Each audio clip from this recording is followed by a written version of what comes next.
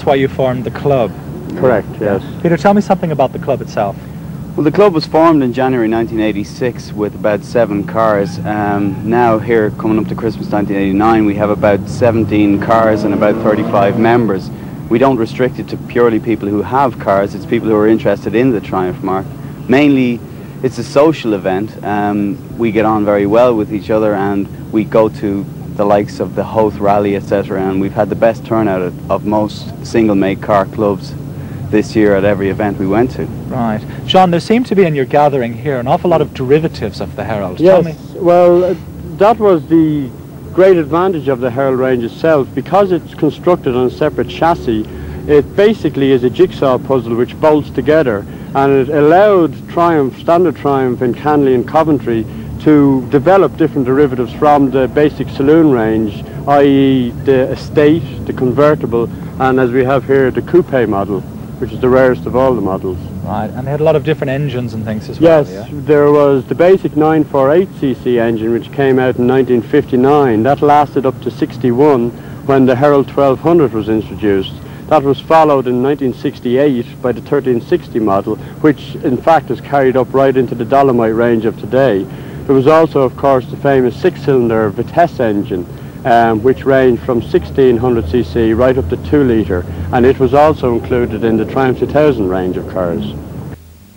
Peter, what would you say to the people who sneer at the Herald as being beneath the enthusiasms of most classic car owners? Okay, well, with regards to the actual lines of the car was designed by Michelotti of Italy. It has classic lines with the tail fins, etc. Also, I don't think anybody could sneer at the fact that a car of its size and physique was made with so many variations, etc., and is so easy to work on. We have had great success with the club, and we have found an awful lot of people who like the club, and we have gained the respect of other clubs in Ireland, you know. John, would you say that the Herald was the Lada of the 60s? No, definitely not. A rather unfair question, Carl, I think, but no, I think it was distinct in its own right. The problem was it was launched at a time that was very competitive, and many new ideas were coming out in England at the time. In other words, the very early 60s. The likes of the Mini, as you already mentioned, was launched in the same year, and it was slightly overshadowed, I suppose. But its reliability cannot be argued against, I don't think. It had a reputation, the early models had reputation of falling apart on their owners, simply again because of this jigsaw construction of the parts coming together and simply being bolted together. But as the years went on, reliability improved, and the cars, I think, proved themselves at the end of the day. That separate chassis construction that you mentioned was very old-fashioned, even in 1959. Indeed. In fact, at that stage, monocoque was all the rage and was used on all mass production cars. But the Herald reverted to the chassis more or less out of necessity, but made a virtue from the same fact. Again, because they hadn't the tooling facilities to manufacture all the body panels themselves, they were manufactured in 3 different factories and then brought together using the chassis basically as a jig to build the body up onto. The car you're standing in front of, I know that you both restored from the ground up, and I know it took you a long time and a lot of effort. What do cars like this run to buy and to restore in terms of money?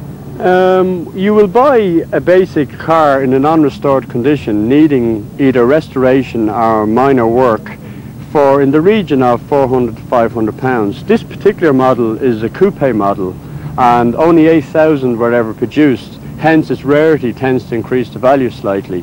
Body panels and all restoration parts are now readily available from specialists in England. At the end of the day, I spent on this particular model over £2,000,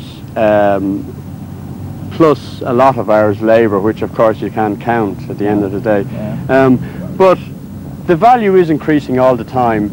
We even believe that the club has had an effect on hyping prices. We have often went out to purchase cars to get the term, do you know there's a club for these cars? So prices tend to increase.